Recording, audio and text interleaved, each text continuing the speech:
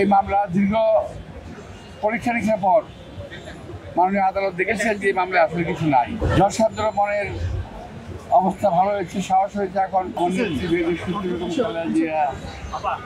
এক কথা শেষ করে দিয়েছিলেন যখন একজন সরকারি উপদেষ্টা গিয়েছিলেন ম্যাডামের সাথে দেখা করতে, তখন বলেছিলেন আল্লাহ বিচার করবে, কারোর কোনো প্রতিহিংসা নয়। আমি একটা বলতে চাই, আমাদের জীবন থেকে যেভাবে এতগুলো বছর কেড়ে নেওয়া হলো, আমরা দুটি এলাকা থেকে আলাদা আলাদা আপনার এলাকা থেকে আমরা আমাদের নমিনেশন পত্র ক্রয় করতে গিয়েছিলাম। স্বাভাবিকভাবেই আমার সঙ্গে অনেক লোক ছিল, কর্মী নেতা কর্মীরা ছিল। যখন অনেক ভিড় পার্টিদের সামনে অতর্কিতভাবে এখানে পুলিশ এসে হামলা করল, অন্যায়ভাবে, আমরা কিছুই করি না, হামলা করলো, আমাদের কর্মীরা আহত হলো। মামলা হলো প্রায় গত 8,000। আমি আমার আফরোজ আব্বাস, তারপর রিজভি আহমদ ওদের নামে সহ মোট 8,000 অজ্ঞাত আসামিকে মামলা করা হলো।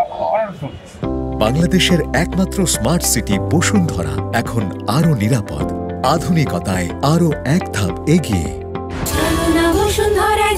এবং এই মামলা দিয়ে আমাদেরকে বছরের পর বছর এই কোর্টে আমাকে আসতে হয়েছে, যেতে হয়েছে।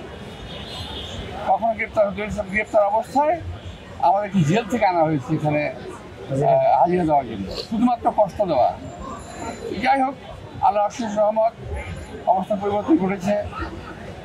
যশাদ্র মনের অবস্থা ভালো হয়েছে, সাহস হয়েছে। এখন এই মামলা দীর্ঘ পরীক্ষা নিরীক্ষার পর মাননীয় আদালত দেখেছেন যে এই মামলায় আসলে কিছু নাই। তো অবশেষে আজকে আমাদেরকে খালাস দিয়েছেন। আলহামদুলিল্লাহ, আল্লাহ তাআলার কাছে অনেক শুকর। দেশবাসী যারা আমাদেরকে সমর্থন জানিয়েছেন তাদের প্রতি অনেক কৃতজ্ঞতা এবং ধন্যবাদ। তো আমি আশা করব বিচার ব্যবস্থা আরও সুন্দর হবে, আরও স্বাভাবিক হবে, আরও গতিশীল হবে। আমাদের আরও মামলা রয়ে গেছে, আমার একটা না, আরও অনেক মামলা আছে আমার বিরুদ্ধে। আমি আশা করছি এবং আমার আপনার আব্বাসের বিরুদ্ধে যে মামলাগুলো আছে, অচিরেই সবগুলো মামলা আমাদেরকে খালাস দেওয়া হবে ইনশাল্লাহ। আমার এই আবেদন সরকার কাছে থাকবে, আমি আদালত কাছে থাকবে। আমি সাংবাদিক ভাইরা এত বছর আমি যখন আসি যাই, তখন সাংবাদিক ভাইরা কষ্ট করেছি। আমি সাংবাদিক ভাইদেরকে আন্তরিক ধন্যবাদ কৃতজ্ঞতা জানাচ্ছি।